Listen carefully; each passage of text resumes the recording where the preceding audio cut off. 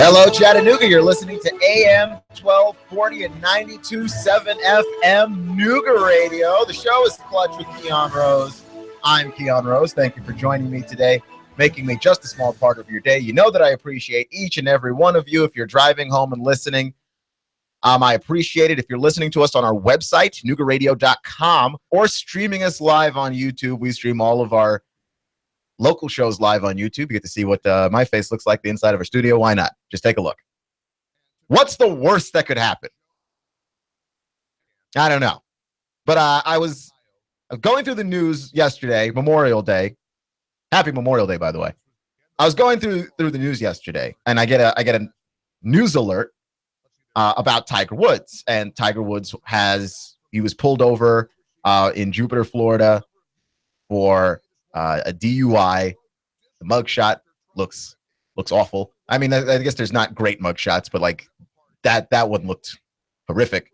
And you know, at first you're like, well, Tiger Woods drinking and driving, that guy ought to know better. Like all the money that Tiger has, but it turns out, it wasn't alcohol. He blew triple zeros for alcohol. So there was no alcohol in his system.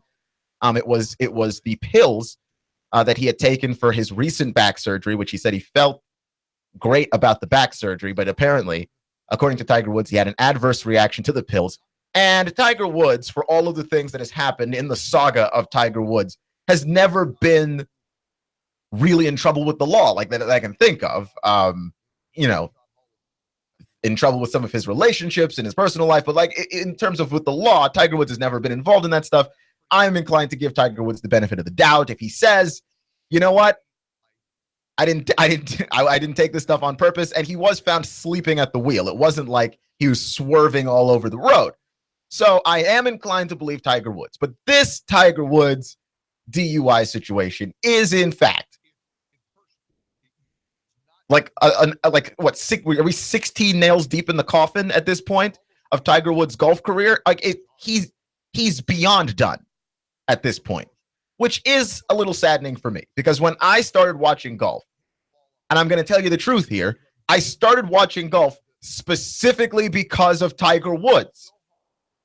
Okay, I growing up as a young black kid. You watch sports and you relate to football players and you relate to basketball players, they look like you do.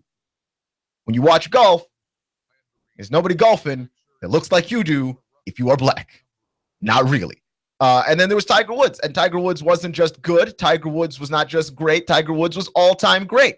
And watching him every Sunday dominate was something that got me into the sport of golf. And I'm very glad that happened, because even now that Tiger Woods' career is coming to a close, I still enjoy golf now without Tiger, but I needed Tiger Woods to get me into a sport that is great. I needed Tiger Woods to draw my interest into a sport that is a great sport, but I don't know that I would have given it the chance without him there. Like, as I'm 8, 9, 10 years old, like I'm not going to sit down and just watch golf without a story, without a character, without a hero to hang on to on that. And that, for me, was Tiger Woods. And I am going to miss Tiger Woods sort of being relevant in golf, right? Now, he says he's not done. He says he's felt great about the back surgery. But, dude, this is 4 back surgeries. You said that about the last 3 back surgeries. And nobody actually feels better with more back surgery, right? Like, the reason why anybody would advise you and should advise you, if they actually cared about you and liked you, if you have problems with your back, don't just jump to back surgery. Try everything else first, right? Like, try literally everything else first. And then if everything else doesn't work and you still have problems with your back, then maybe consider back surgery. Because once you have back surgery, your back will never be the same. It'll never be the same. And so Tiger Woods is telling us he feels better, but nobody's back feels better after 1 back surgery, much less 4. Right? Like, nobody's back gets better with more surgery. In fact, pretty much nobody's anything gets better with more surgery. I'm pretty sure Tommy John surgery is the one surgery that you can have that makes you better. Right? Like, nobody's anything gets better with more surgery. And so like that to me was already the sort of death knell of Tiger's career. Like the relevance of it, the fact that he, even though he was winning, there weren't majors. Like the idea of watching Tiger Woods in large part was because Tiger Woods was going to win. You know, he's going to try and pass Jack for the most majors. Like that to me was the thing. And a lot of things have happened since when it looked like Tiger Woods might pass Jack to now. Like there was a point where if you had told me Tom Brady, which is more likely to happen, right? Like in 2010, we go in a time machine, we're back in time. And you tell me which is more likely to happen. Tom Brady has 5 Super Bowls or Tiger Woods passes Jack. I'd probably tell you Tiger passes Jack. Like there was a point where it was that inevitable. And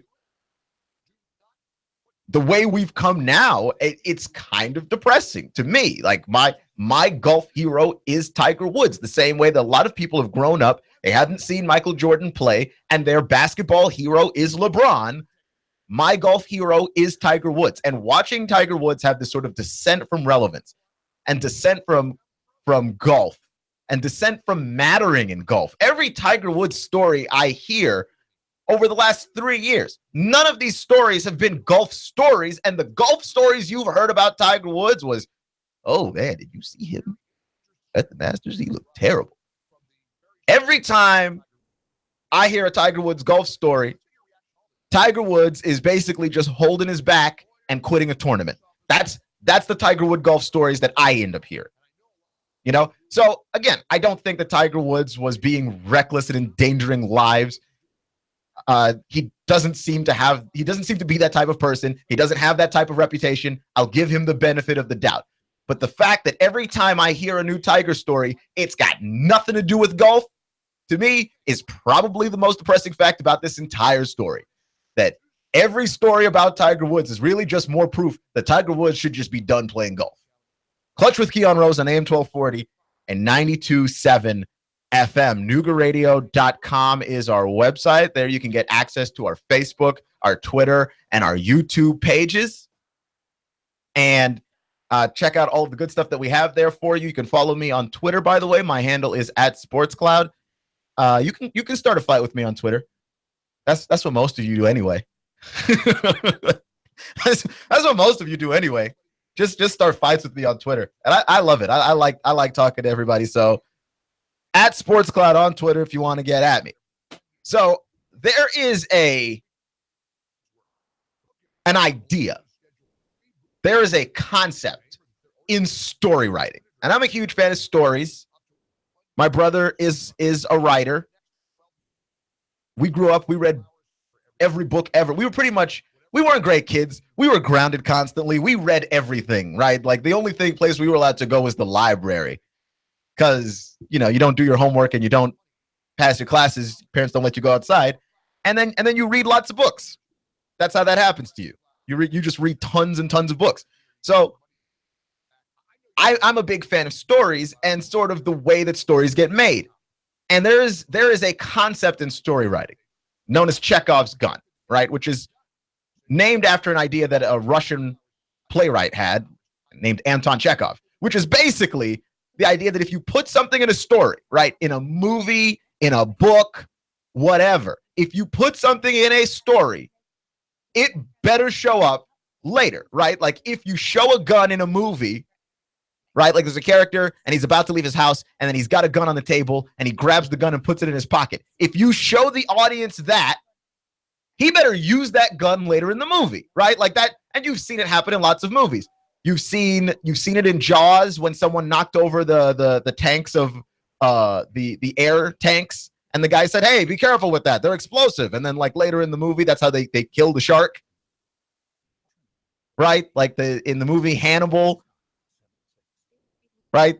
They talk about how, Hannibal Lecter, he's incredibly crafty and you shouldn't leave anything in his cell. Never leave anything in his cell. And then somebody accidentally leaves a paperclip and then you know how it goes from there. Even in the kids' movie, The Incredibles, right? She says at the beginning of the movie, no capes when they're getting their costumes designed. And she says, don't wear capes. Capes are dangerous. you can get sucked into the engine of a plane. And then the main bad guy is wearing a cape, and at the end of the movie, he gets sucked into the engine of a plane. So what I'm saying is, Chekhov's gun is this idea that you set something up and you give the audience a payoff later. And when we watch sports, we look for stories everywhere, all the time. That's how we watch sports. But life is not like that, right? Like, your real life is not like that. If you grab something now, you may never use it later. You might grab your umbrella when you leave the house, and it might not rain. Okay, there's no Chekhov's gun for real life.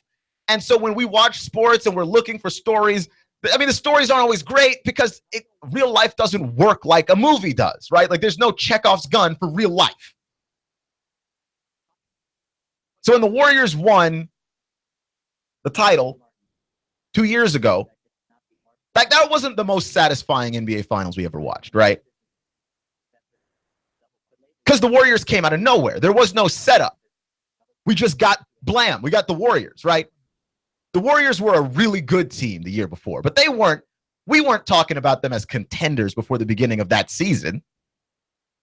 They just hired Steve Kerr as head coach. Steph Curry had been good, but Steph Curry didn't get to be MVP Steph Curry until that season. Right? Steve Kerr was coach of the year, Steve Kerr, that season. The Warriors made a leap that season that we didn't see coming. And therefore, we didn't get to appreciate them when they won the title, right? Because they went through the playoffs. A bunch of teams were injured on their way to the NBA Finals, which, again, is not their fault. You play the teams in front of you. I get it. I'm just saying. They went through a bunch of injured teams, beat the Cavs, who did not have Kyrie and did not have Kevin Love, and beat them. And yes, when you win a title, like, it's satisfying for Golden State and their fans because they were there the whole time. The rest of us that just kind of hopped on the ride at the end, there was no setup for us. There was no payoff, which is why the next year when Cleveland won, that was a little bit more satisfying, right? Because you got to see how good this team was in the finals. They put up a fight against Golden State, but you got to see how good they were without Kyrie and Kevin Love. So there's your setup. Later, when they have Kyrie and Kevin Love, they win the title. So there's your payoff, right? And then you've got the setup of LeBron James and his legacy, and you had the payoff from that. You had a bunch of things moving. Now, if the Warriors were to win the title this year, it would be much more satisfying to watch as a fan, as an outside observer, as someone who is not a Golden State Warriors fan. It would be much more satisfying to watch because there is some setup with the Warriors this time, right? They lost last year, so they're out for revenge. This is the third time that these two teams have met in the finals, which has never, ever, ever, ever happened before. Two teams meeting in the finals 3 years in a row, which, when I heard that stat, by the way, confused me because I was sure that happened during the 80s with Magic and Bird, but they never met 3 consecutive years throughout their careers, actually. So this is the first time that has ever happened, right? Like, these two teams are the modern day West Coast, East Coast rivalry that we have going on.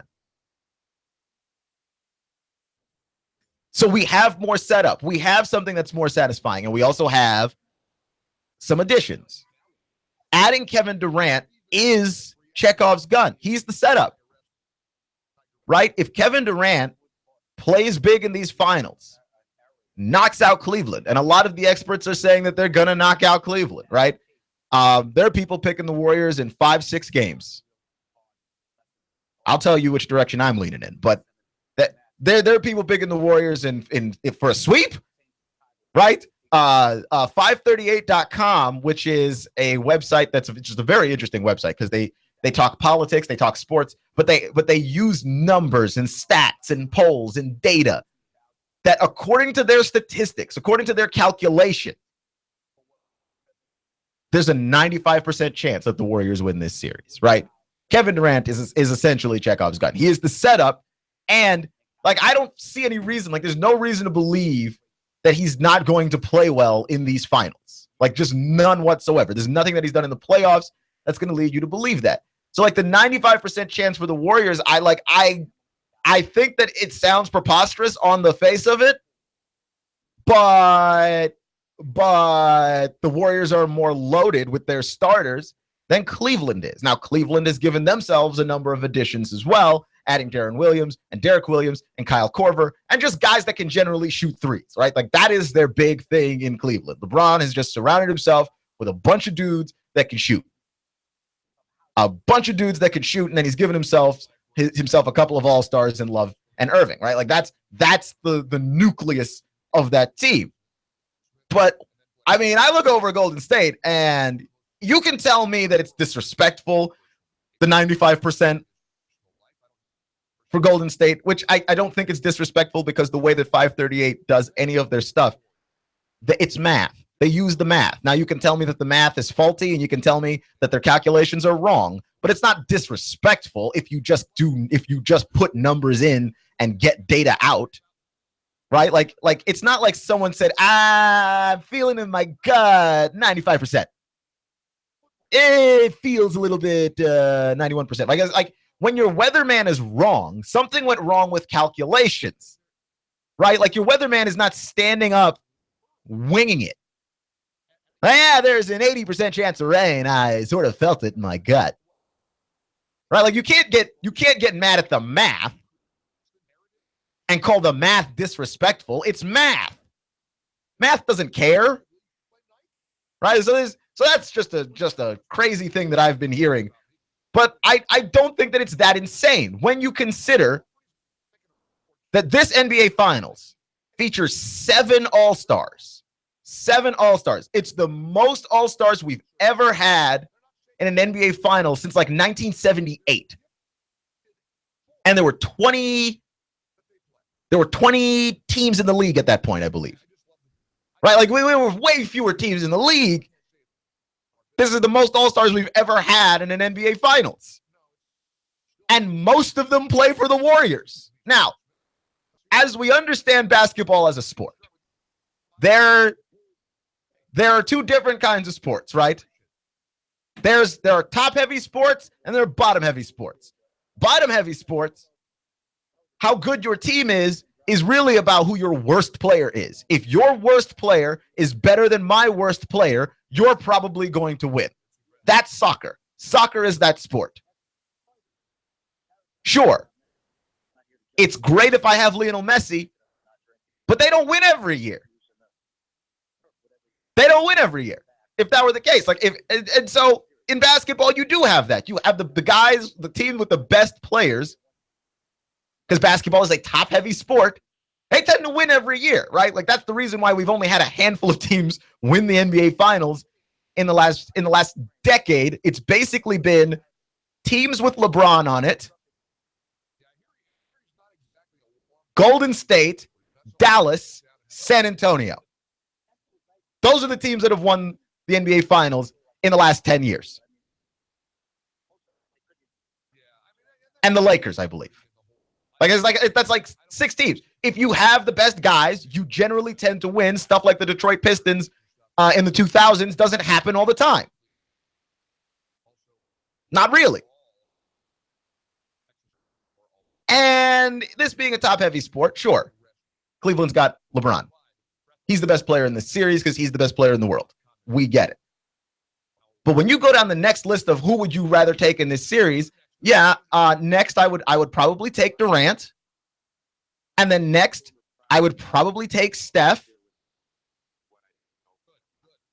And then next, I'd probably take Kyrie. Then next, I'd probably take Clay. Then next, I'd probably take Draymond.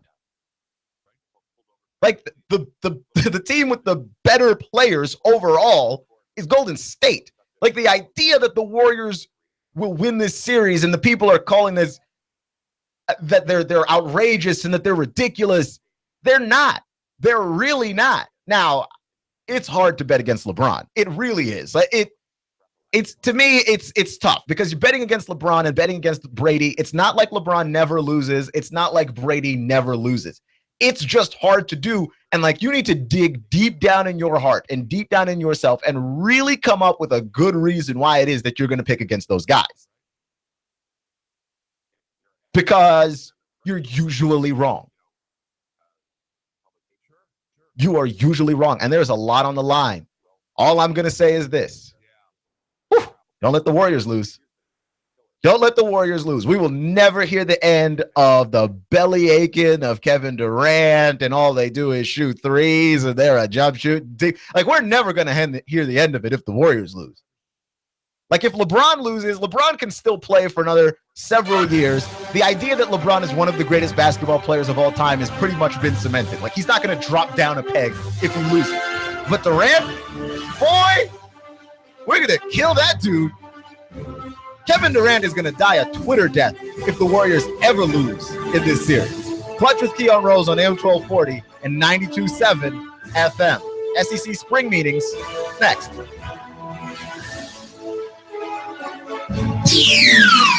The Tennessee Valley's news, talk, and sports leader. Nooga Radio, AM 1240 and 92.7 FM. 3, 2, 1. Chattanooga Radio, AM 1240 and 92.7 FM's news now. A 32-year-old man accused of living with a 17-year-old woman, and she says her child is his. Her child was born back in May the 4th, and she listed Eppert, the accused, as the father. Mr. Eppert now charged with aggravated statutory rape. Clayton Brock indicted by a grand jury on a charge of selling heroin. A 24-year-old from Saudi Daisy is now facing 3 heroin-selling counts, possession of a controlled substance, and possession of drug paraphernalia. Fire crews rushed to put out a fire on Dodson Avenue. The 2 tenants of the building were a car repair garage and a cell phone store. Damages are estimated to be over $155,000, according to Captain Suttles from the fire team. It took over 20 minutes to control the fire, and firefighters had to be pulled back because the blaze was so hot. $8.4 million. That's how much they say it will cost to rework Miller Park. Construction will be moving forward soon. Russell Stroud, Nooga Radio News. Now. In-depth traffic, news, and information. Mornings on Nooga Radio, AM 1240 and 92.7 FM. Except partly cloudy skies to continue through your nighttime. Overnight lows near 62. Could see a little more patchy late fog.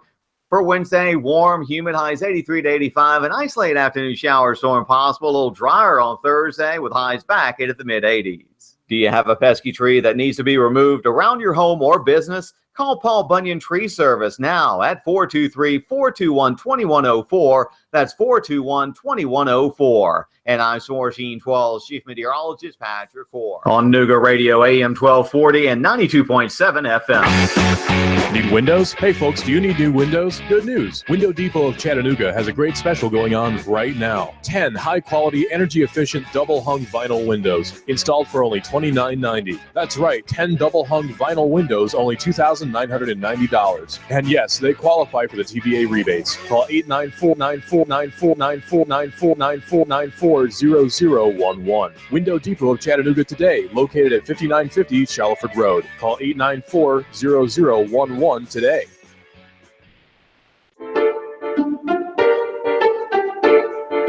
The American dream. Home ownership.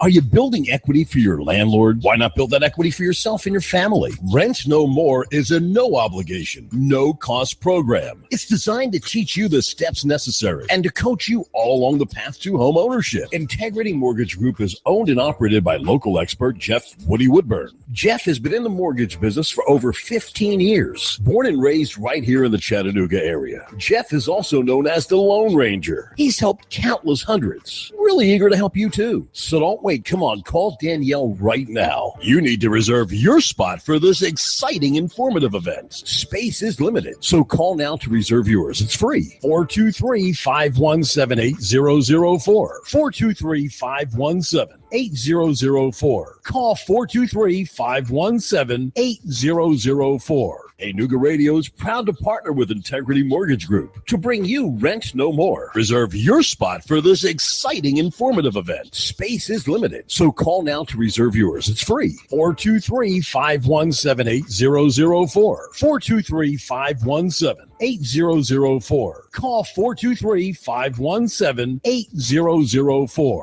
Stop building equity for your landlord. Live the American dream. Home ownership with Rent No More. We'll see you there. I have the best steak selection in town. Name of the business is Don's Meat Shop, and I'm Donnie Raines. Just ask for Donnie. I make over 20 different types of sausages. Most of them are great for grilling. We have the best selection, best quality. We have the hard-to-find items. Don's Meat Shop. He stole out so much cash. Such a huge mountain of cash. and he's become a national star.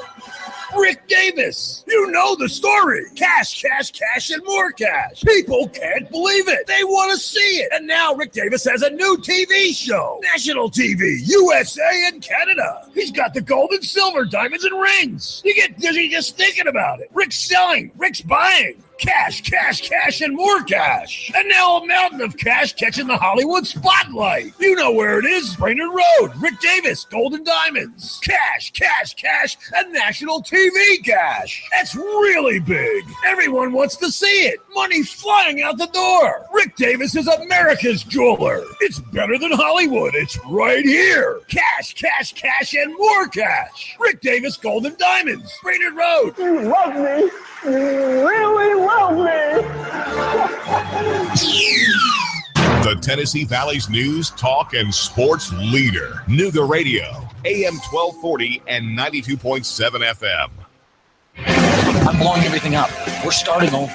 I'm doing a new show. I want guys who push it to the middle of the table and go over the top. Take a risk, fail miserably. I'm right, and I'm not wrong, and I'll never back down. Conflict works. Allow it. It's The Herd with Colin Cowherd. Right here and everywhere.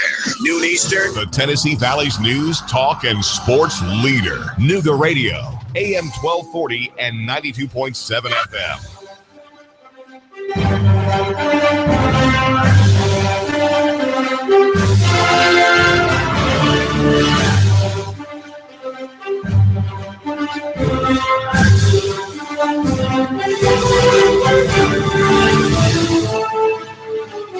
Okay, we can talk about fighting in hockey until the cows come home.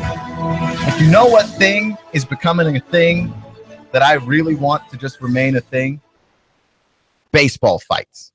I like baseball fights. I like baseball fights because there's a perception about hockey players. Hockey players are tougher than the rest of us. And that's not a perception. That's also an actual fact. Hockey players are tougher than the rest of us, right? Like there's a handful of sports where you look at those players and you know all of those guys, like the weakest, wimpiest guy there is tougher than you. You can make fun of most punters.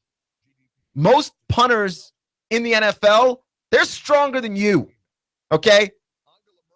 I like to mock Sidney Crosby relentlessly for being soft because he is soft. But he's soft at an NHL level, right? Like if Sidney Crosby wanted to punch me in the face, like there's not really anything I could do about it. Hockey players are inherently tougher than the rest of us. You know what sport doesn't have that perception? Baseball. There is no perception that baseball players are inherently tougher than the rest of us. And you can tell every time they fight. It looks, when baseball players fight, it looks like what happens when the rest of us fight. You're a little lost. You're a little confused. It's mostly anger and rage. And that's about it, right? Some punches get thrown. Maybe they land. Maybe they don't. Any kind of way. But maybe they're not. The baseball fights are the best fights because they're the fight of the everyman. Right? Like you and I could not fight like a hockey player could fight. Me and you cannot fight like a football player can fight. But we could all fight like baseball players. Each and every one of us. The Nationals and the Giants got into it, and that is my favorite thing that happened this weekend. Mostly because, first off, okay, so starters, Bryce Harper is my favorite baseball player in the major leagues. Because he is everything that baseball is not, and baseball is in dire need of a radical change, right? He was wearing that Make Baseball Great Again hat, and I really want one. That baseball is in dire need of a radical change. The idea that someone stared at you or pointed at you or flipped a bat, and so first off, your feelings are hurt, and then you're going to bring your own version of justice by simply throwing a 90-mile-per-hour fastball at the guy the next time he's standing up at the plate. That's nonsense. That's garbage. That's a garbage thing that baseball allows, right? Like Rob Manfred has made no lengths to fix guys purposely throwing a pitch at somebody else. Like you should just be suspended forever, right? Like just an indefinite suspension if you throw a pitch at somebody else. When do you get to come back? Whenever we feel like it. That's nonsense. So yeah, you throw a pitch at somebody and then they want to come up to the mound and fight you. That ought to be okay too. And the guy that comes up to fight you, he shouldn't be in trouble like that. Right? You get sent to the box in hockey for instigating.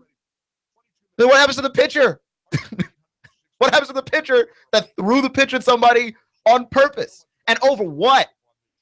A celebration? A dance? A little bit of staring? Your feelings got hurt from a little bit of staring?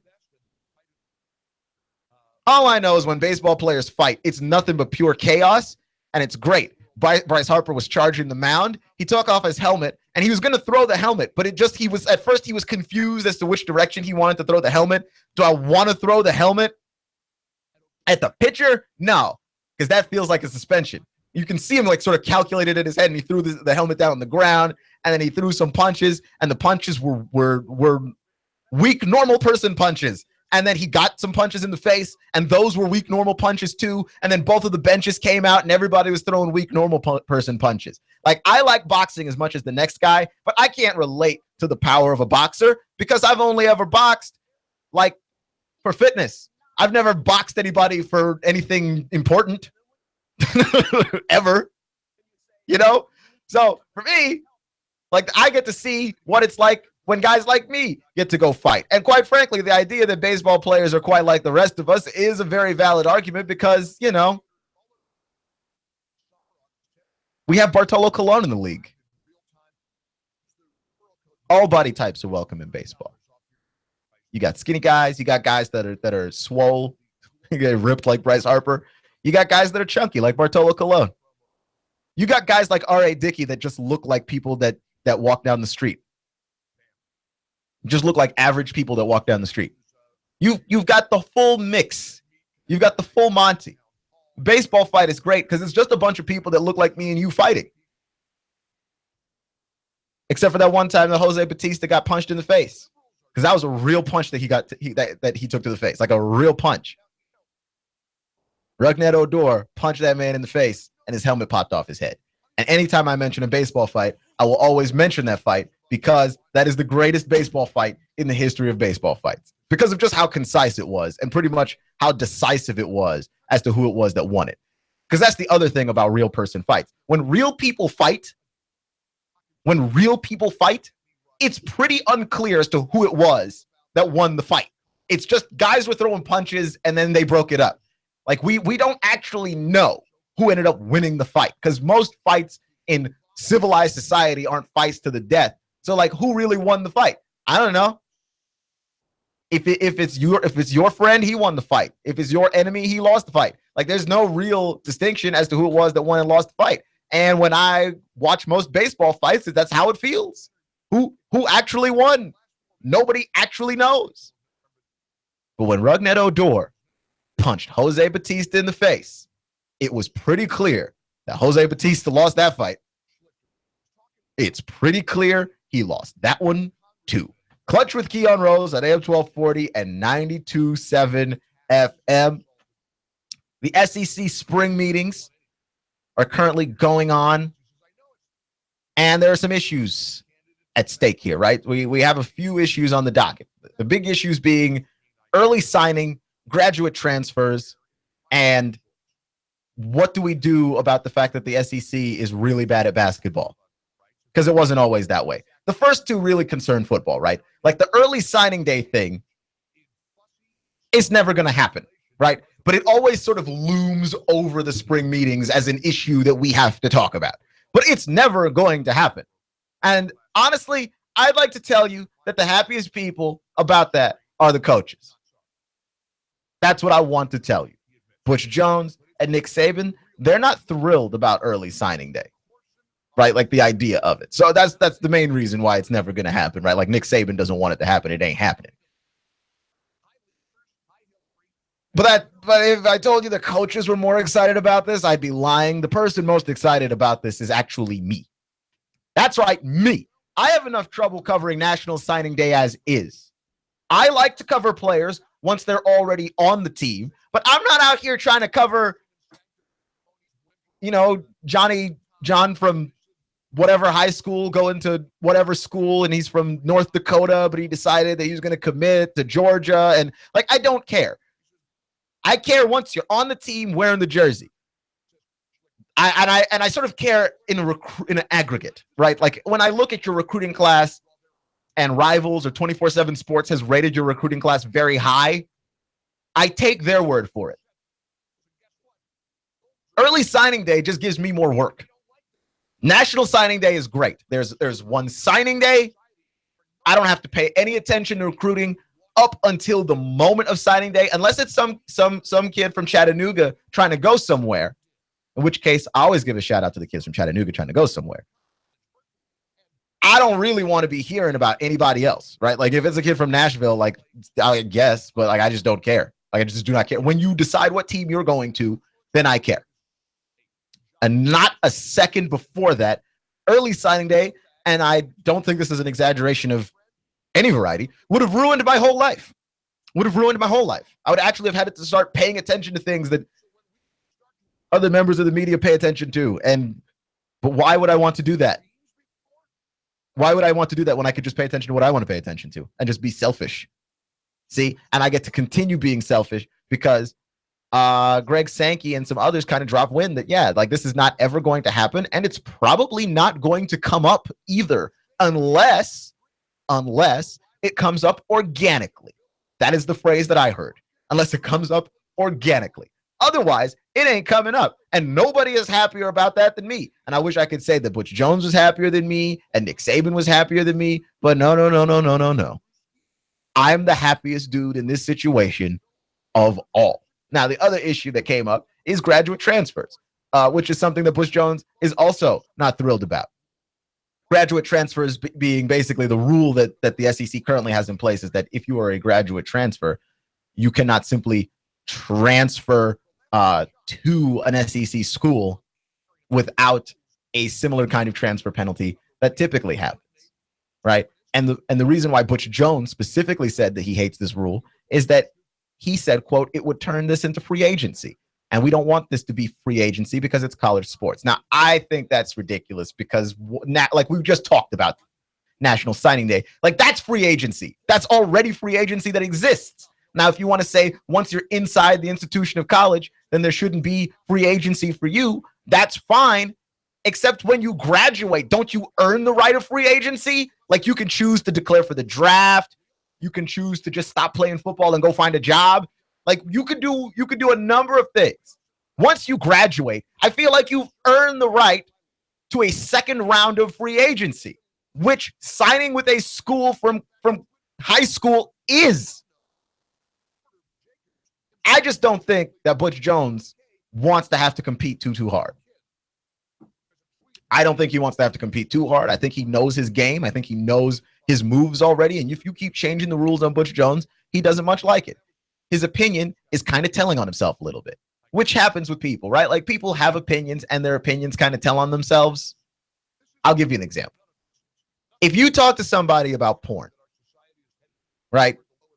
And just tell them the good, honest truth about porn, which is that it's really bad for you. Porn is not good for you in any kind of way. And you can talk about how bad porn is from a variety of angles. You could talk about how bad porn is for the women that get caught up in that particular lifestyle. You can talk about how porn is just bad for your brain in general. It's probably bad for it's definitely bad for your marriage. And porn is just bad. Now you start talking to somebody about that and they go, well, it's not that bad. Or they just get silent. Your opinion's kind of telling on you, right? Like if someone tells you porn is bad and you try and defend it, you're telling on yourself. You're telling on yourself a lot, right? Because like there's only two ways that this can go. Either you watch porn or you do not watch porn, right? There's the only two ways that can go. You're telling on yourself. Your opinion is kind of telling on you. And Butch Jones' opinion on both the early signing day and the graduate transfer is kind of telling on him a little bit. Like Butch Jones does not want this wide open SEC free-for-all recruiting competition. Butch Jones wants it to be as strict as humanly possible so that there can be rules to this thing And Butch Jones can create his own system based on the rules to this thing. He does not want graduate transfers because that's more competition, right? For instance, and this is just a great example, by the way, of just how everything is connected. If Malik Zaire, who is a graduate of Notre Dame and wants to transfer somewhere else, and he's actually waiting right now to see what it is that the SEC decides, because his two finalists are Florida and Texas. And the word on the street is Malik Zaire, who is a really good quarterback, is leaning towards Florida, a team desperately in need of a really good quarterback, right? So you look at Florida, and Florida wants this thing to go through. Now, Florida and Tennessee are going to be playing in a big-time primetime match later this year, right? Like the SEC on CBS confirmed, like that game is going to be on television, as it should be. It's a very, very big, very important game. But this decision has a very direct impact on how that game goes, because it decides whether or not Florida's quarterback is a graduate transfer, experienced quarterback, bowl game MVP, or a redshirt freshman. Like that's a pretty big swing there of the pendulum. And I don't think that Butch Jones wants to have his butt handed to him on national TV. Now, that's just me. That's just my opinion of what he thinks. But the reason why I would believe that Butch Jones wouldn't want his behind handed to him on national TV is because it doesn't ever feel good. Now, if Florida has to start Felipe Franks, and then Butch starts Quentin Dormady, well, that's more even footing. If Butch is starting Quentin Dormady, or worse yet, Jared Garantano, and Florida starts Malik Zaire, there is a very high chance that Butch Jones is going to have his butt handed to him on national television. Now, I don't know about you, but getting beat at things when it's not on TV feels pretty bad enough. Getting your behind whipped when you are on television, I promise. So Butch Jones, his opinion on this, kind of telling on himself. Not just kind of telling on himself, really, really telling on himself. You watch, you think porn's good? It's not that bad. You're telling on yourself. Graduate transfers. You think this is free agency? Then what do you call National Signing Day? So it's a giant free agency extravaganza. Clutch with Keon Rose on AM 1240 and 92.7 FM. So the other thing covered at the SEC spring meetings was the addressing of SEC basketball, right? Because SEC basketball hasn't just been bad in the last half decade or more.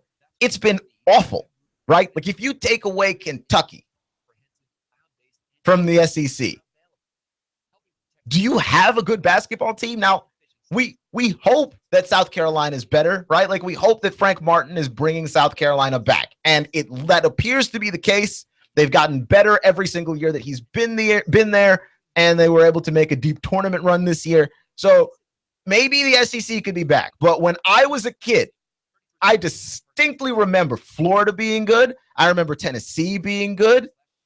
I remember Kentucky being good. The SEC as a whole, I remember Georgia basketball being very solid. The SEC as a whole was good at basketball. And I don't know how at the SEC meetings they plan on changing this, right? But when it comes to it, it comes down to it, it's just a matter of recruiting. And I just refuse to believe that the physical talent is not here to bring in and develop good basketball players. I think the SEC's problem is a problem of branding, like most things in life are. Right? Like a political candidate that has a scandal on him, you typically do not want that because the branding on it, the optics of it are so poor. All the optics of SEC basketball are terrible. Absolutely terrible. And it wasn't always this way, but like the athletes are here because the SEC manages to be really good at football, right? Like you still considered the dominant football conference. And I don't care what people say. You take away Alabama and the SEC is still a fantastic football conference. Okay, one down year does not a bad conference make, but at the same time, when I look at basketball, it is not just one down year. This has been a down decade. This has been a down entire decade. And I'm just watching SEC teams slowly fall off and slowly fall off. And I remember when Kentucky was good. I remember when Tennessee was good. Georgia was solid. Billy Donovan was down in Florida. Look, man, the SEC has gotten progressively worse. And Greg Sankey, he hired the former Big East commissioner, Mike Tranghees, to see if they could oversee any particular changes, but they've got to brand this thing better. Because the Pac-12 wasn't always considered a basketball conference, and now look at them. Gonzaga, Oregon, Arizona basketball, right? The Big Ten's always been marketed as basketball. The ACC has always been marketed as basketball. And somewhere along the way, the SEC lost its way too. The Big 12 markets itself as a better basketball conference. Kansas, you take away Kansas, and Oklahoma still competes every year, and Texas is going to have a good year next year. Only the SEC has allowed itself to not market itself seriously as a basketball conference, and recruits have taken note, and they're not coming here. Fix your marketing, and you fix your SEC basketball problem. You're listening to AM 1240 and 92.7 FM Clutch with Keon Rose. That's me. Thank you for listening to the show and tuning in. Make sure to check us out on our website, Noogaradio.com. That's Noogaradio.com. You get access to our Facebook, our Twitter, our YouTube. And my handle on Twitter is @SportsCloud. Hour 2 of the show. Next.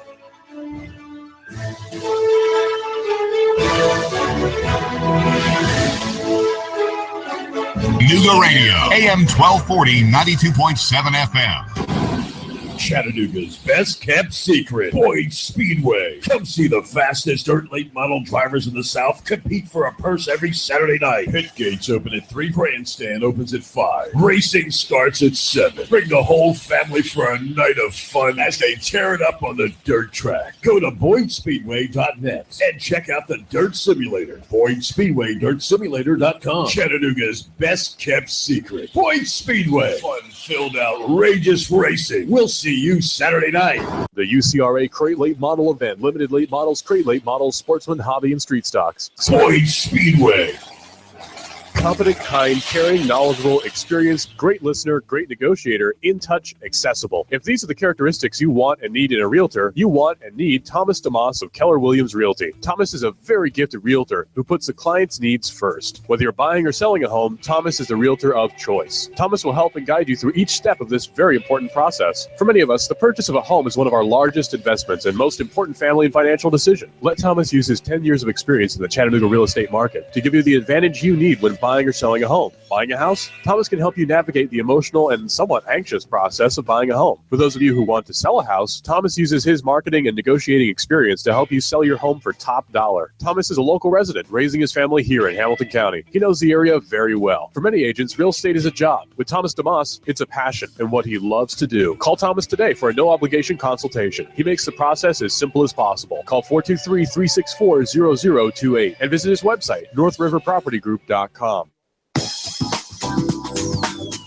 Picture that curl of steam rising from your fresh-made pizza. And in a flash, let it take you aloft, teasing all your senses. I'm talking about Jets Pizza. If you eat out at Jets in Hickson or take home your steaming deep dish square pizza, you'll love Jets. They use only the best ingredients in a family recipe. Also try the cheesy bread, wings, chicken, or bread with bacon, antipasta or Greek salad. Jet's Pizza at Buy Low near the S-Curves. Open till 10 p.m. Sunday through Thursday and 11 p.m. Friday and Saturday. You can order online or have it delivered. jetspizza.com. That's jetspizza.com. Or call them now. They'll have it ready when you get there. 757-1616. That's 757-1616. Jet's Pizza, the best pizza in town. 3600 Hickson Pike. Life is short.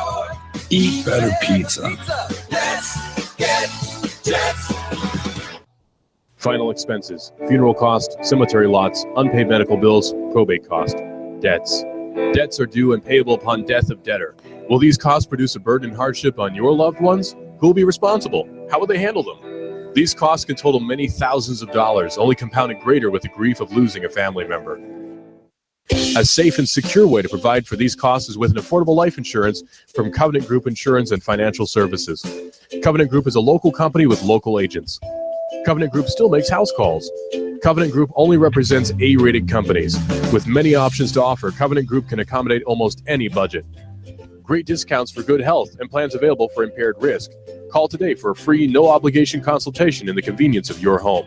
Call Steve or Jada at 423-855-8484. Call today, 423-855-8484. Harrison Brewer Tank Club Open Car Show. Be there Sunday, May the 28th, 8 a.m. to 3 p.m. at the Tennessee River Park on Amnicola Highway. Spectator admission is free. Pre-registration's $20. Day of the show, $25. Judging begins at noon. Goodie bags, door prizes. The proceeds benefit your local area. 7 specialty trophies: best paint, best interior, best engine, most unique, best tire and wheel, best club participation, and best of show. The Harrison Brewer Tank Club Open Car Show, Sunday, May the 28th, 8 a.m. to 3 p.m. Tennessee River Park on Amnicola Highway.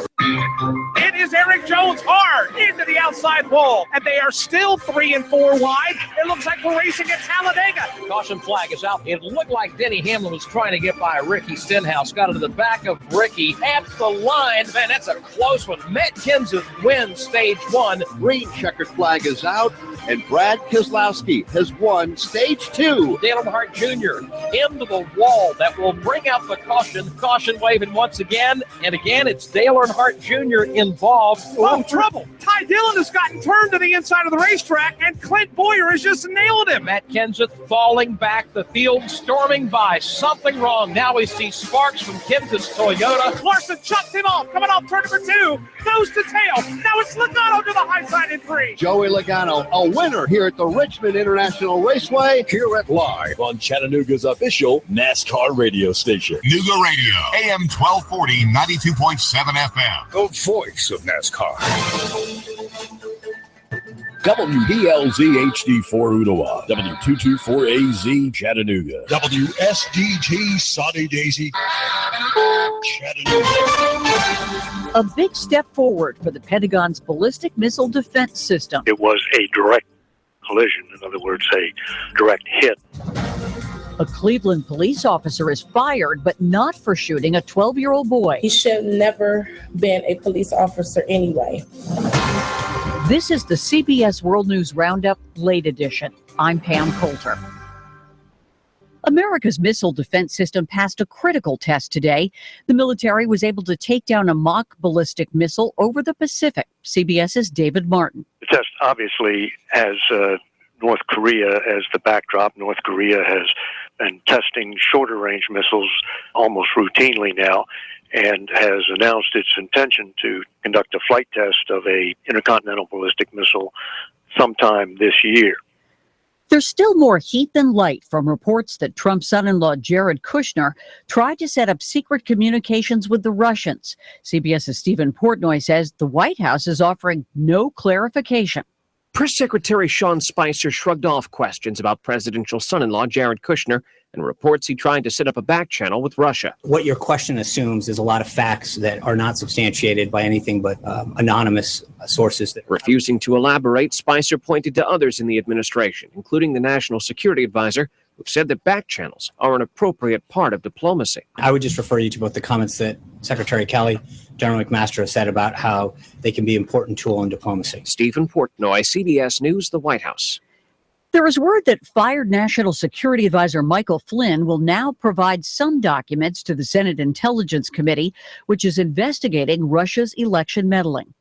The Cleveland Police Department has fired the rookie officer who shot and killed 12-year-old Tamir Rice 3 years ago. CBS's Andrew Cohen. This is a tacit admission by police officials that this officer never should have had the job he had, never should have been in that car that day, never should have had a weapon he used to kill Tamir Rice. And one big question going forward is whether some other police department, a small one somewhere perhaps, is going to give this officer yet another chance and yet another badge.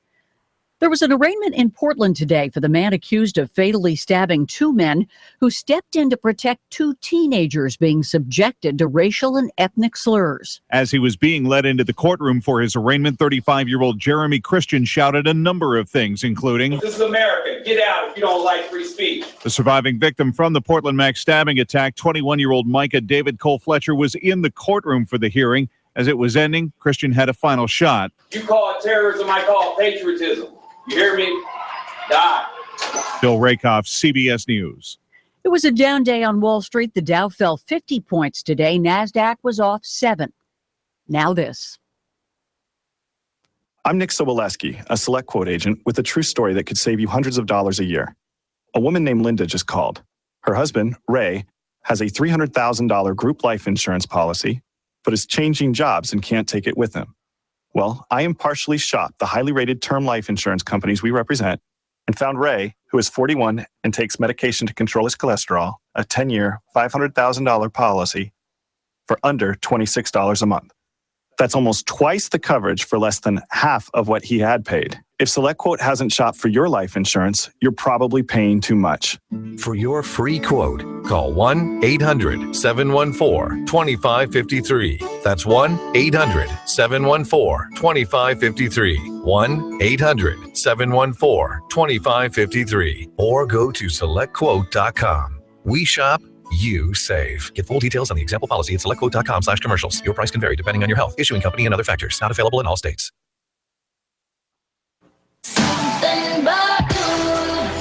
Ariana Grande is going back to Manchester, England, about 2 weeks after a suicide bomber struck at her concert.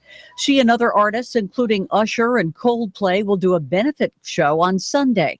Manchester Chief Constable Ian Hopkins. When the idea of the concert came up, first reaction was we need to speak to the family of the victims and see what they feel. It's fair to say that the majority of them are very much in favour. There are some that clearly aren't. A Michigan police detective had to quickly treat himself when he fell ill while testing a powdery substance that was seized at a traffic stop.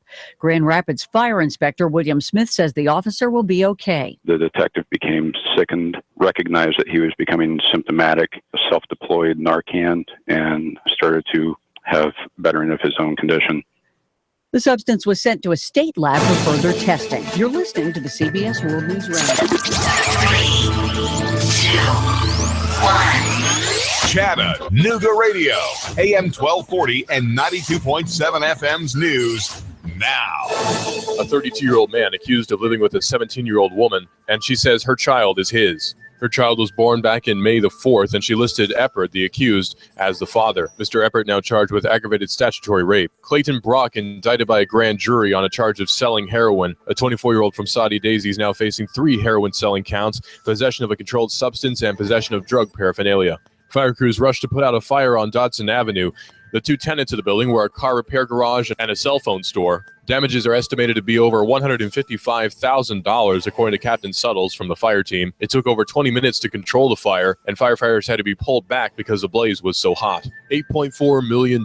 That's how much they say it will cost to rework Miller Park. Construction will be moving forward soon. Russell Stroud, Nooga Radio News, now. In-depth traffic, news, and information. Mornings on Nooga Radio, AM 1240 and 92.7 FM. Expect partly cloudy skies to continue through your nighttime. Overnight lows near 62. Could see a little more patchy late fog. For Wednesday, warm, humid, highs 83 to 85. An isolated afternoon shower storm possible. A little drier on Thursday with highs back into the mid-80s. Do you have a pesky tree that needs to be removed around your home or business? Call Paul Bunyan Tree Service now at 423-421-2104. That's 421-2104. And I'm Sourcine 12's Chief Meteorologist Patrick Orr. On Nooga Radio, AM 1240 and 92.7 FM. Nooga Radio, AM 1240 and 92.7 FM knows your opinion is important. So call 800-8949. Agree or disagree? Call 423-800-8949. 800-8949. Nooga Radio, AM 1240, 92.7 FM, and 95.3 HD4. News, talk, sports. Nooga Radio.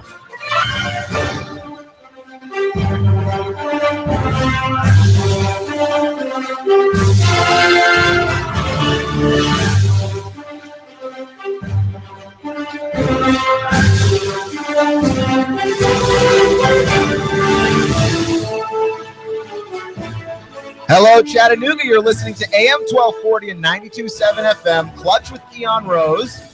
That's me. I'm Keon Rose. Thank you for joining me today, making me just a small part of your day. You know that I appreciate each and every one of you. Remember, by the way, to check us out on our website, noogaradio.com. It's a simple website, right? Just streamlined. Simple website. We've got our player. We've got our links to Facebook, Twitter, YouTube. That's kind of all you need, right? It's kind of all you need. YouTube, by the way, streams all of our local shows, including this one, but our other ones too, with our news director, Russell Stroud, the David Tulis Show. So go ahead and check those out. You have a favorite show, The Heartbeat of Chattanooga, a favorite show that you like to listen to, check us out on YouTube. We've got all of our local shows streamed live, and then, of course, they're recorded and saved on YouTube, so you can go back and listen to stuff that maybe you missed. Just giving you a heads up. I thought I'd be a pal. So Tiger Woods was arrested for a DUI over the weekend, over Memorial Day specifically. And when he was arrested, officers said that he was confused, not drunk. So Tiger Woods' story of a bad reaction to his medication for his back surgery does check out, right? The thing is, when I go around the internet reading about Tiger Woods, there seems to be a little bit of obituary writing for Tiger Woods, a little bit of memorializing for Tiger Woods. And I feel like I should point out the very obvious thing that I know everybody knows this, but I'll just say it anyway. He's not dead. He's not dead. He's still alive. Like, I was on USA Today. I clicked on the link for their For the Win blog, and the main headline involving Tiger Woods reads as follows: before the scandals, remembering what Tiger Woods once meant. He's still alive. Like, Tiger Woods still means that, right? Like, he doesn't mean that with his play anymore. But in terms of Tiger Woods being a symbol for golf, I mean, the scandals didn't change that, right? Like, what the scandals did was kind of help us pile on when Tiger Woods' golf game started unraveling, because we act like the scandals end the guy, and they don't. Scandals are a deterrent. Scandals aren't something that you ever want. They tend to be distractions, but scandals don't end you.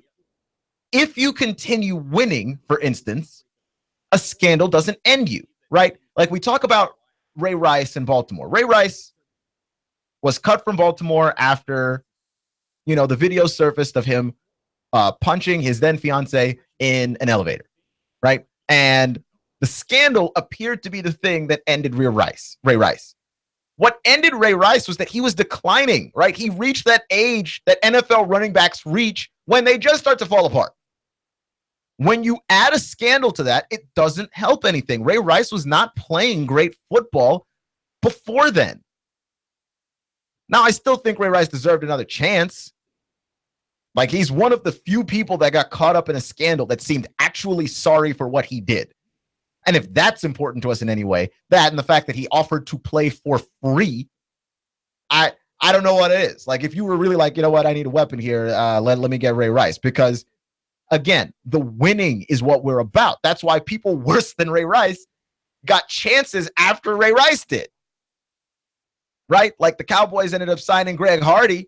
Greg Hardy, what he did was way worse than anything that Ray Rice did. And the key difference between Greg Hardy and Ray Rice was Ray Rice said sorry. Yeah, Greg Hardy never apologized for anything that he did. Didn't seem to really be particularly contrite about it.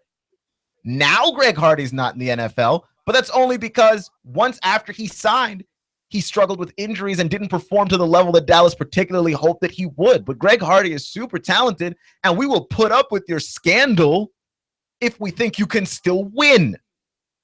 Right? Like, so what ultimately derailed Tiger Woods, and what ultimately derailed Tiger Woods as a symbol for golf, has nothing to do with the scandal by itself.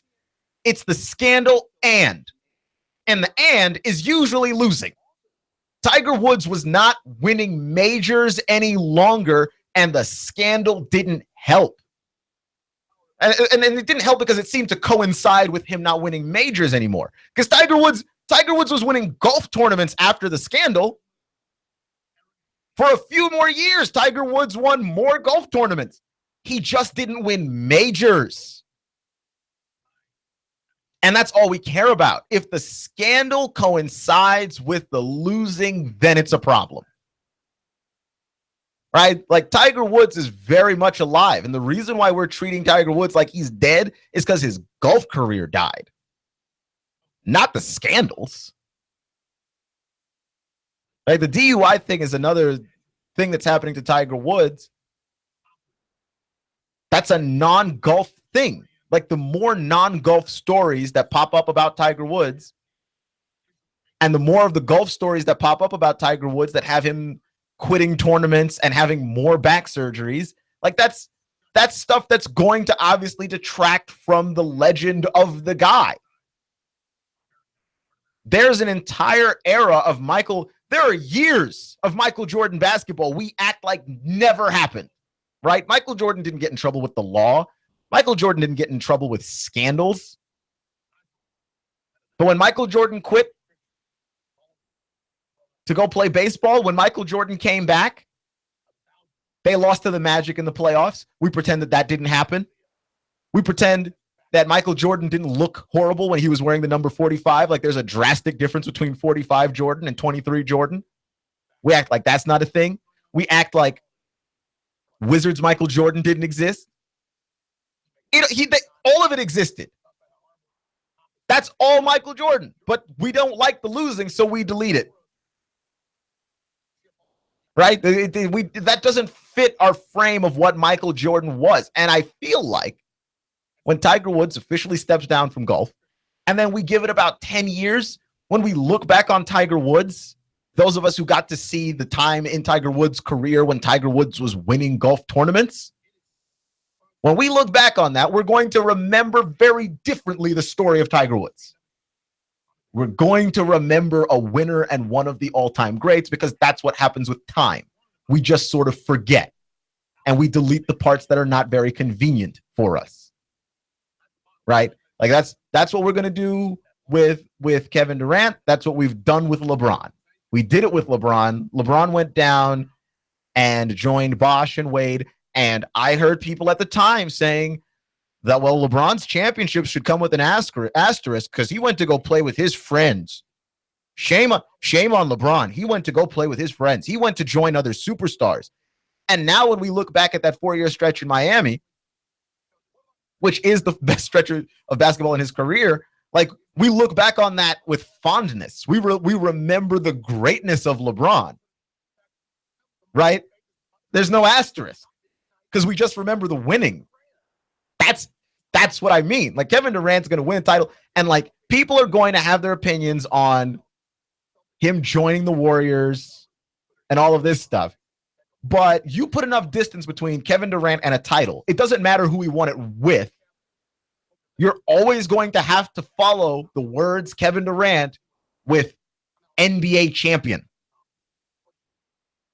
Clutch with Keon Rose on AM 1240 and 92.7 FM. Yeah, we're going to forget the Tiger Woods scandals. We're going to forget the losing because it's not going to fit the narrative very well. It's not.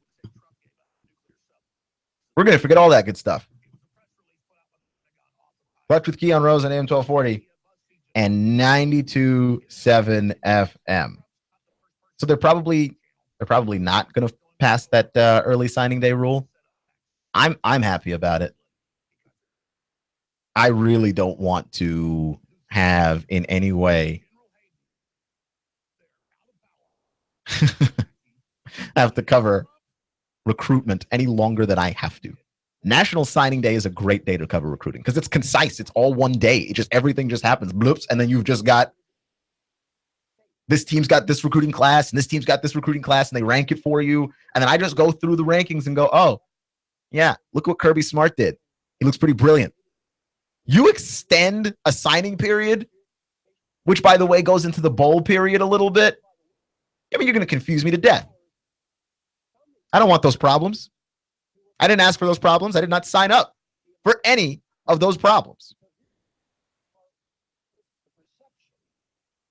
Don't want it. Don't want it. Clutch with Keon Rose on 1240. 92.7 FM. Make sure to check us out on NoogaRadio.com. So,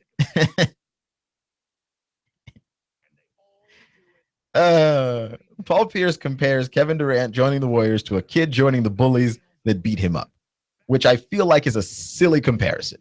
Come on, Paul. You're better than this. That's a stupid analogy. And here's why it's a stupid analogy. Because when bullies beat you up, and I was bullied as a kid because I was tiny in school and a nerd. So when bullies beat you up, what you don't want, if you're a teacher, if you're the kid getting beaten up, is fighting. Fighting is a thing that happens that, and I cannot stress this enough, fighting is a thing that happens that you absolutely do not want. Okay? Joining the bullies that beat you up wouldn't make any sense because you do not want fighting. Right? We want basketball. Basketball is a thing that happens that we enjoy. We want basketball to happen. Joining another team that beat your team in basketball doesn't change the fact that, like, basketball happened and we wanted it to happen. So Kevin Durant joining another team to play better basketball is not the same as joining the bullies that beat you up to do better bullying. That doesn't make any sense. That's a horrible analogy. But it does go to show you the sort of vitriol that you do receive when you do things that are easier in sports. And it makes no sense. Because I've always viewed sports as a sort of lens that you look through for real life. That sports can teach you about life, right? Like everybody that I know that's ever played football at the college level, what they tell me is it made them into the man they are today. And I believe it, right? Like I am a 100% believer that sports can make you better. But we have some ideas about sports that are just insane. For instance, the idea that if you do something and it's easier, it's worse, right? The reason why Michael Jordan gets to be the undisputed GOAT, right? Six championships for Jordan. I mean, Bill Russell won 11, and we don't talk about him. And why not? Why don't we talk about Bill Russell and his 11? Well, the excuse that I hear all the time is he played in a smaller league. There were less teams.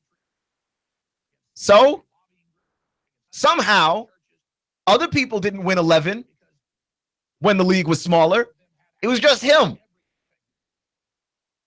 He managed to win 11 rings when the league was smaller. We don't talk about all these other rings that guys were winning. We talk about Bill Russell and Wilt.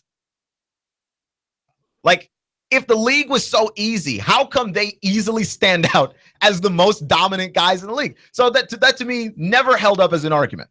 And then we get to the other thing, which is if you leave a team where the winning is harder and go to where the winning is easier, we hold it against you. You can never be an all-time great because you took the easy way out. Now, you tell me how much sense that makes in light of this. If I offer you a job, right? I don't know what your job is. Say your job is a teacher. Okay? Say your job is as a teacher.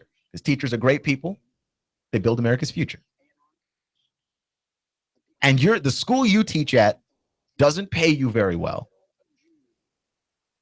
You work long hours. You teach kids that are difficult. And I offered you a job where you get paid better. You have shorter hours. The kids are not as difficult. They're more prepared. If you took that job, does anybody hold it against you for taking an easier job? For taking a better job? Of course not. Of course not. If you're an accountant and you move from one accounting firm to another because the other accounting firm pays you more, because it's easier to work there, because the coworkers are better, does anybody hold it against you for taking a better job? Of course not. Then we watch basketball. Kevin Durant gets beaten by a better team, a team that plays basketball better. The ball movement, the pacing, the space, the fact that anybody can shoot and that the shots are easier. Because I don't think that Kevin just joined the Warriors just because there are other superstars on that team. They play better basketball over there. They play better basketball, and they play much better basketball than you will ever play with Russell Westbrook as your teammate. They simply play better basketball. Kevin Durant got himself a better job, and he took a pay cut to get a better job. Better teammates. He got a better system. The work is easier. The production is the same. Kevin Durant got himself a better job. He sacrificed money for winning, and we're mad at him. And we rip his head off. How could he? How dare he take an easier job? He'll never be one of the all-time greats for taking an easier job, for taking a better job. He got a better job. If you called your mom on the phone right now and said, "Mom, I got a better job," she would tell you she's proud of you, because that's the actual normal human reaction to this kind of thing. Is if someone gets a better job, you're usually happy for them. In sports, if you get a better job, we want to know why you had the audacity to think you deserve that. And the reason why is because we think in stories, right? Like we do not care about the humanity of these players at all. Not one bit. We think in stories. We wanted Kevin Durant to go where the story was better. If he stays in Oklahoma City, the story's better. If he goes to Boston or Washington, the story's better. If he goes, the story is better. But he went to Golden State, and while the job is better for Kevin, the story is worse for the rest of us, and we can't stand it. Absolutely cannot stand it. Even though if the Warriors and the Cavs were to meet in the NBA Finals again this year, if they were to meet in the NBA Finals again this year, and the Warriors did not have Kevin Durant, aren't we 100% sure that the Cavs win that? Like 100% sure. Because I believe that without Durant, the Cavs are a better team than the Golden State Warriors are. Not by much. It ain't a big gap, and last year showed that. Draymond Green cost the team a game, or the series, really, with his temper and the fact that he can't stop hitting people in the undercarriage. But that's something you have to factor in, that Draymond Green is a hothead, and his production is kind of connected to his hot-headedness. Like, you can't ask Draymond to be more reasonable. That is not how he plays. He is a loose cannon. He is out of control, but that's the edge that he gives you. Like, they need that. Kevin Durant joining the Warriors, sure, swings the pendulum too far in the Warriors side now, but I mean, I feel like the Cavs are a better team than the Warriors if the Warriors don't have KD. And all Kevin Durant did was for himself have an easier job. He took a better job. Why would you get mad at somebody for taking a better job? Like 99% of jobs on this earth, if you could get a better version of that job, everybody you know would be happy for you. You watch sports? Why did you have to join them? That job's way too good. That job's way too easy. How dare he play where the basketball is more fun? I mean, it's insane. The Golden State Warriors are the team that you want to run with if you play pickup basketball with your friends. Why on earth would you not want to play with them? Lunch with Keon Rose on AM 1240 and 92.7 FM.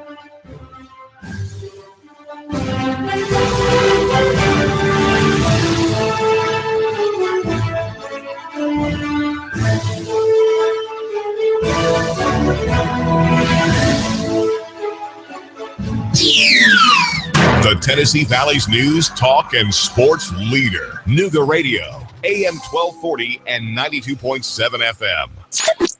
3, 2, 1. Chattanooga Radio, AM 1240 and 92.7 FM's news now. A 32-year-old man accused of living with a 17-year-old woman, and she says her child is his. Her child was born back in May the 4th, and she listed Eppert, the accused, as the father. Mr. Eppert now charged with aggravated statutory rape. Clayton Brock indicted by a grand jury on a charge of selling heroin. A 24-year-old from Saudi Daisy is now facing 3 heroin-selling counts, possession of a controlled substance, and possession of drug paraphernalia. Fire crews rushed to put out a fire on Dotson Avenue. The 2 tenants of the building were a car repair garage and a cell phone store. Damages are estimated to be over $155,000, according to Captain Suttles from the fire team. It took over 20 minutes to control the fire, and firefighters had to be pulled back because the blaze was so hot. $8.4 million. That's how much they say it will cost to rework Miller Park. Construction will be moving forward soon. Russell Stroud, Nooga Radio News, now. In-depth traffic, news, and information. Mornings on Nooga Radio, AM 1240 and 92.7 FM. Expect partly cloudy skies to continue through your nighttime. Overnight lows near 62. Could see a little more patchy late fog. For Wednesday, warm, humid highs 83 to 85. An isolated afternoon shower storm possible. A little drier on Thursday with highs back into the mid-80s. Do you have a pesky tree that needs to be removed around your home or business? Call Paul Bunyan Tree Service now at 423-421-2104. That's 421-2104. And I'm Swarsheen 12's Chief Meteorologist Patrick Core. On Nooga Radio, AM 1240 and 92.7 FM. Need windows? Hey folks, do you need new windows? Good news. Window Depot of Chattanooga has a great special going on right now. 10 high-quality, energy-efficient double-hung vinyl windows installed for only $29.90. That's right, 10 double-hung vinyl windows, only $2,990. And yes, they qualify for the TVA rebates. Call 894-0011. Window Depot of Chattanooga today, located at 5950 Shallowford Road. Call 894-0011 today.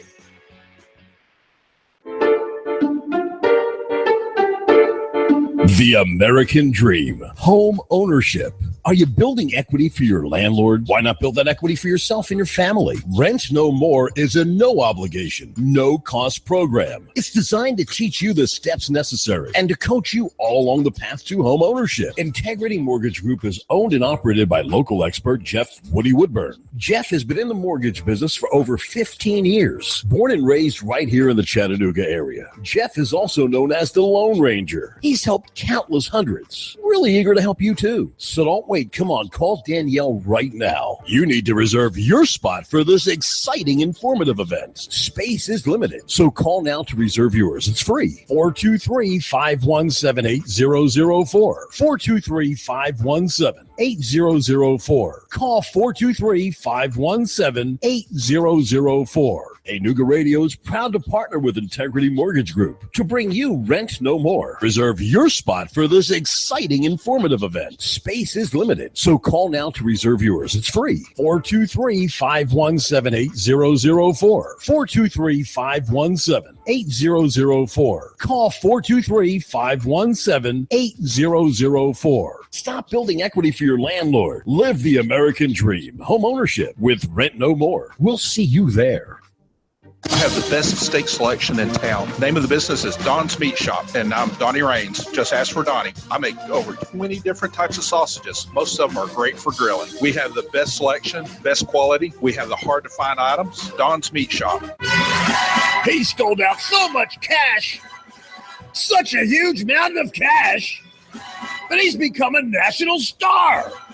Rick Davis, you know the story. Cash, cash, cash, and more cash. People can't believe it. They want to see it. And now Rick Davis has a new TV show. National TV, USA and Canada. He's got the gold and silver, diamonds and rings. You get dizzy just thinking about it. Rick's selling, Rick's buying. Cash, cash, cash, and more cash. And now a mountain of cash catching the Hollywood spotlight. You know where it is. Brainerd Road. Rick Davis, Gold and Diamonds. Cash, cash, cash, and national TV cash. That's really big. Everyone wants to see it. Money flying out the door. Rick Davis is America's jeweler. It's better than Hollywood. It's right here. Cash, cash, cash, and more cash. Rick Davis, Gold and Diamonds. Brainerd Road. You love me. You really love me. The Tennessee Valley's news, talk, and sports leader. Nooga Radio, AM 1240 and 92.7 FM. I'm blowing everything up. We're starting over. I'm doing a new show. I want guys who push it to the middle of the table and go over the top. Take a risk, fail miserably. I'm right, and I'm not wrong, and I'll never back down. Conflict works. Allow it. It's The Herd with Colin Cowherd. Right here and everywhere. Noon Eastern. The Tennessee Valley's news, talk, and sports leader. Nooga Radio, AM 1240 and 92.7 FM.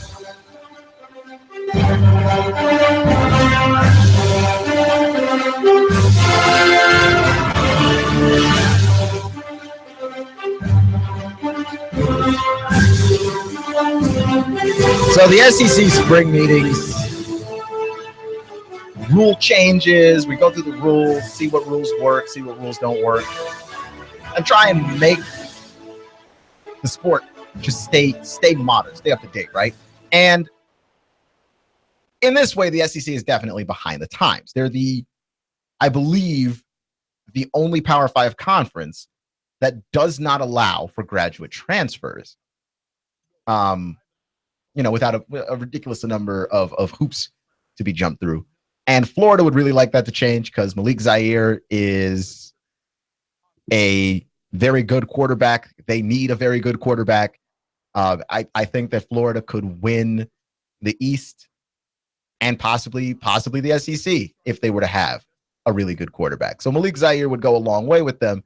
Malik Zaire, his two finalists are Texas and Florida. He's leaning towards Florida.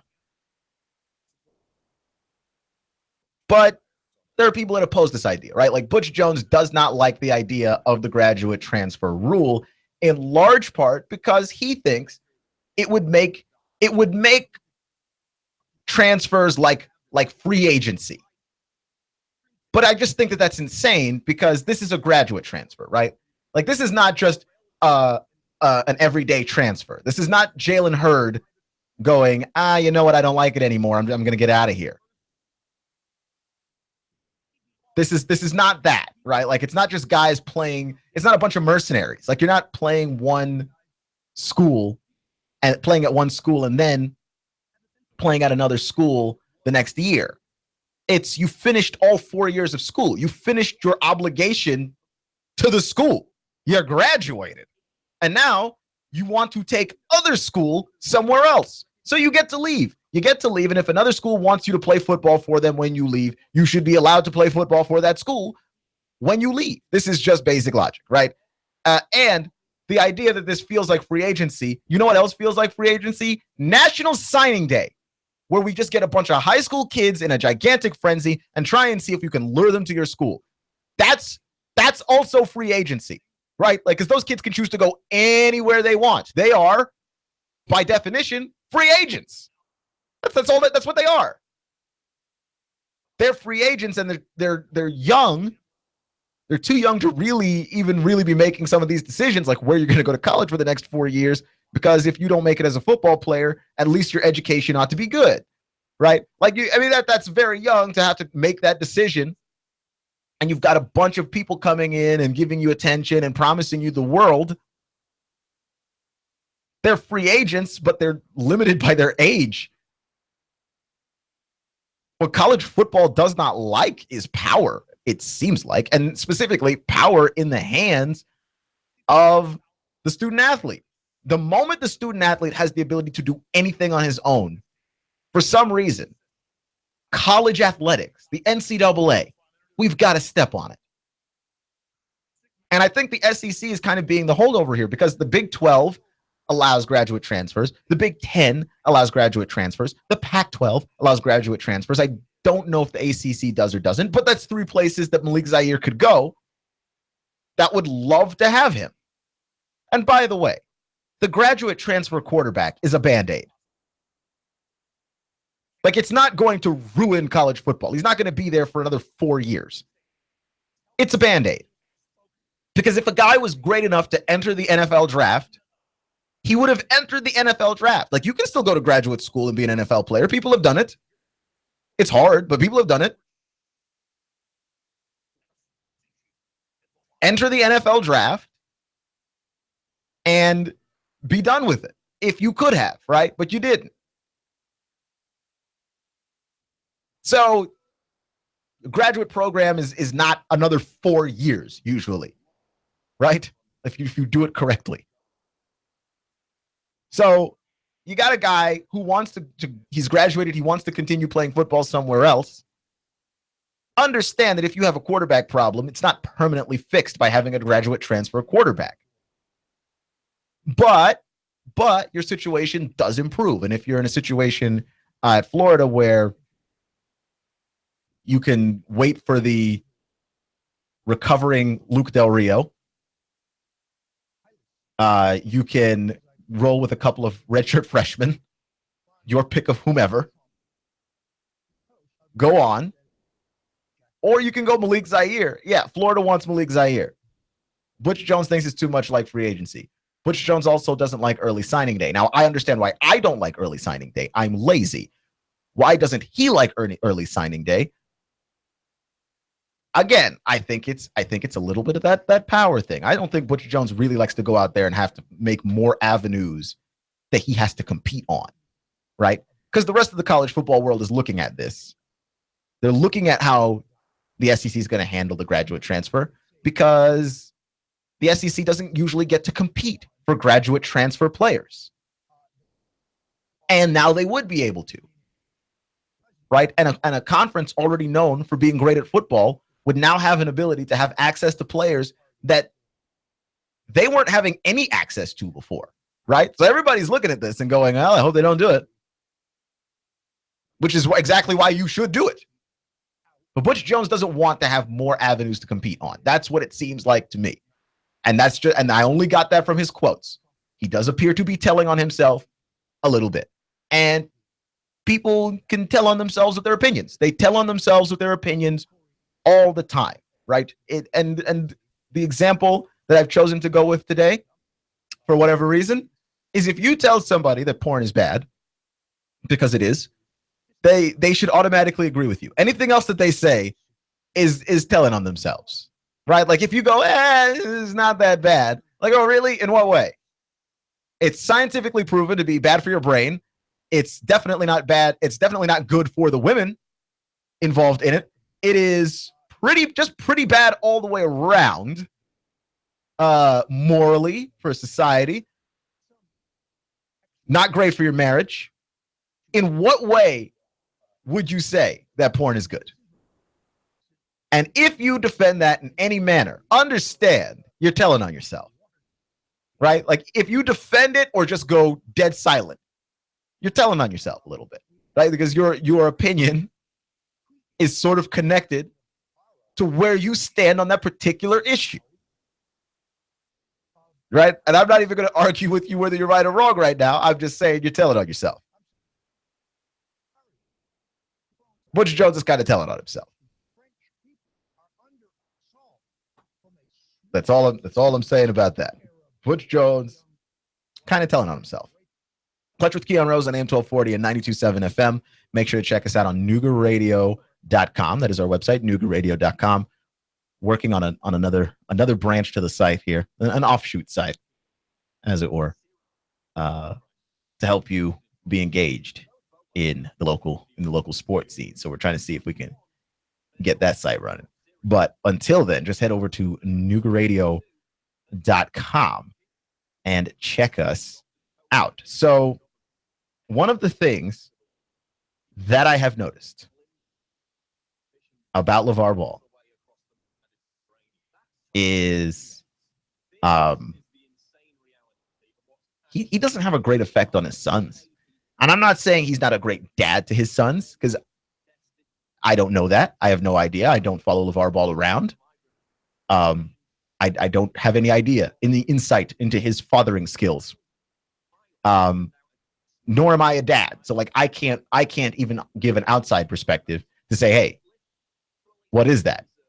Is that good or bad? I'm just saying he doesn't have a great effect on his sons. And by that, I mean all of the attention that LeVar Ball brings on himself, which I think is in some part to start his brand and start his business, but also in large part because he is a diva and he legitimately loves the attention. He enjoys the attention. He revels in the attention. I don't think it's great for his kids, right? I don't think it's great for Lonzo. I'd love for the Celtics to draft Lonzo Ball just to get him away from that guy. Because if he falls to the Lakers will take him. And then that will be more of Lonzo in LA with crazy pops LeVar.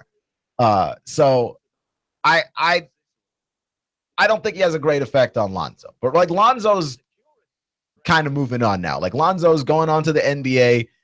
As he gets older, he's going to be his own guy. I look at his next son, LaMelo Ball, and I'm looking at the scrutiny and the microscope that this young man is under, and it is unnecessary. And I don't think that there should be kids underneath that microscope, right? Now, it's going to happen. It's going to happen. Like there are some kids that are so great at sports. They're so great. The microscope comes, right? Like LeBron was great in high school. We all knew about LeBron in high school. I remember reading the Sports Illustrated with LeBron James as a high school junior on the cover of the magazine, and it said the chosen one and all that stuff. I remember that. The microscope came to LeBron, but the microscope didn't come to LeBron because of something that some other adult did. LeBron was so great, the microscope came. I talked about Bryce Harper earlier. Bryce Harper was fantastic in high school, and Bryce Harper was so great in high school, the microscope came. Michelle Wee was great at golf in high school and college. Tiger Woods was great in college. The microscope finds you, right? It just does. But when your parents cause the microscope to find you, I think that's a problem.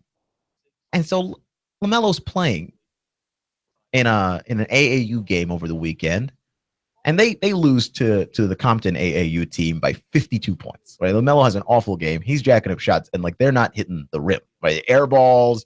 We're hitting the side of the backboard. We're hitting the top of the backboard. It looks dreadful. Right? And I'm like, man, I don't want to be in a position where I'm calling out a high school kid because he's a high school kid, right? Like, and high school kids just have bad games. Everybody at every level has bad games, but I don't mind crushing you if you're a pro. I don't want to be talking about how LaMelo Ball played badly, but he had cameras on him. People were there with camera phones, so now like the video's out of him like not playing well. James Harden was in attendance, and you just have all of this stuff, and I'm like, how on earth is any of this okay? How is this all right? He's got this extra level of scrutiny on him. And this is beyond the level of scrutiny that happens when your brother is successful, right? Lonzo was successful in college. He'll be successful in the NBA, most likely, right? Like, he winds up in the right situation. I think Lonzo could be a very, very good point guard in the NBA.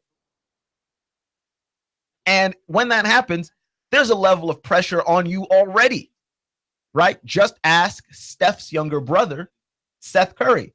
Steph didn't get recruited by anybody big, right? Steph went to Tiny Davidson and basically made his splash there. He didn't get recruited by Duke or North Carolina, but his brother went to Duke, and Seth is not anywhere near as good as Steph is. But the pressure of having to, like, live up to that, because, like, if Seth Curry were an NBA point guard of his own right, not in any way connected to his brother, not named Curry, right?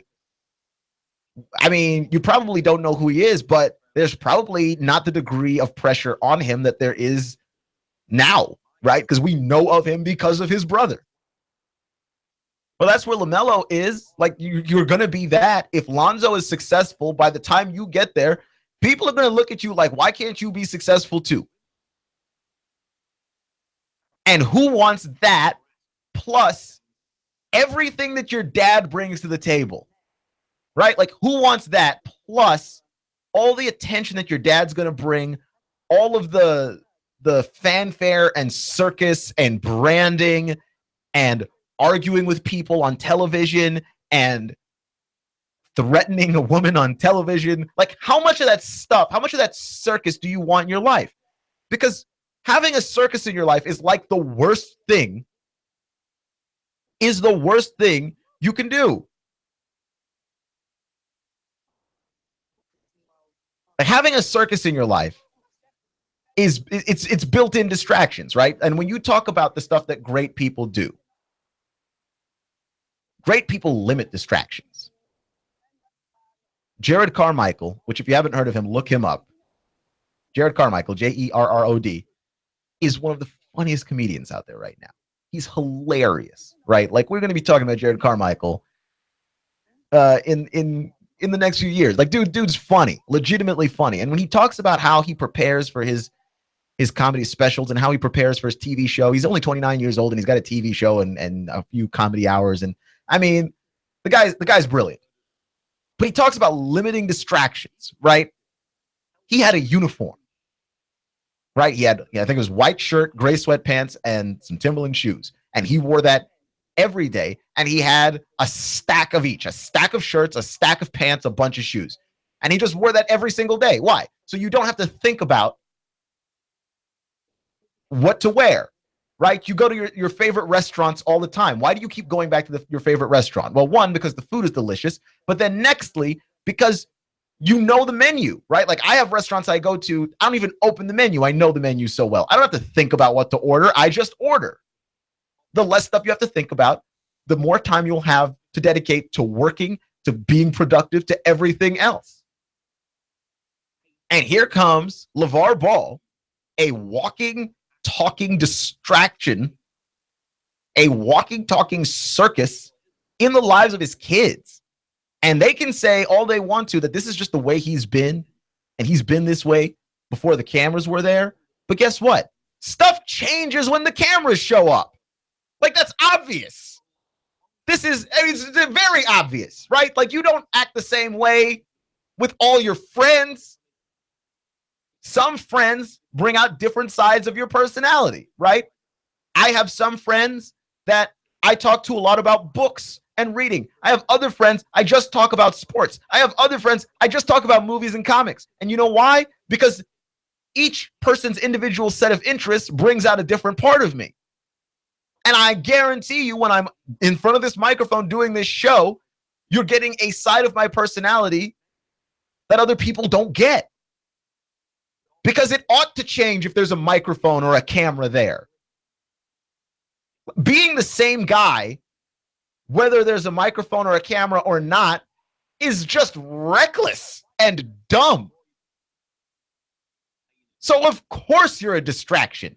Maybe you weren't a distraction in your kids' lives before, but now you've got cameras.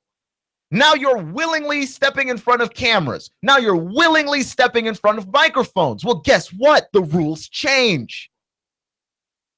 Of course you have to scale it back. Of course you have to tone it down. I'm not saying be who you aren't. I'm not saying be humble if you're not humble, right? If you've got the swagger, have the swagger. But like if you're going to tell your friends, hey, I think I could beat Michael Jordan. You know that that's stupid if you say that in front of a camera. You know darn well that's stupid if you say that in front of a camera. Everybody has their unpopular sports opinions. And yet if you shove the camera in their face, they're not going to share with you their unpopular sports opinions. They're going to share with you the opinion that they think makes some sense. Maybe they're not in the majority, but the opinion makes some sense. No one's going to share the opinion that they hold that somehow they could beat Michael Jordan in a game of one-on-one basketball, or that their son is better than Steph. All of this stuff is distraction. It's petty and it's unnecessary. And the fact that you don't change in front of a camera is not a strength. It's a weakness, you idiot. Like that, it should be alarmingly obvious. The inability to be flexible is a problem, not a strength. If you are one way when the cameras are off and another way when the cameras are on, you know what I call that? Normal. Normal. You're not lying. There's just certain things you don't want to present to the world. There's just stuff you don't want the world to know.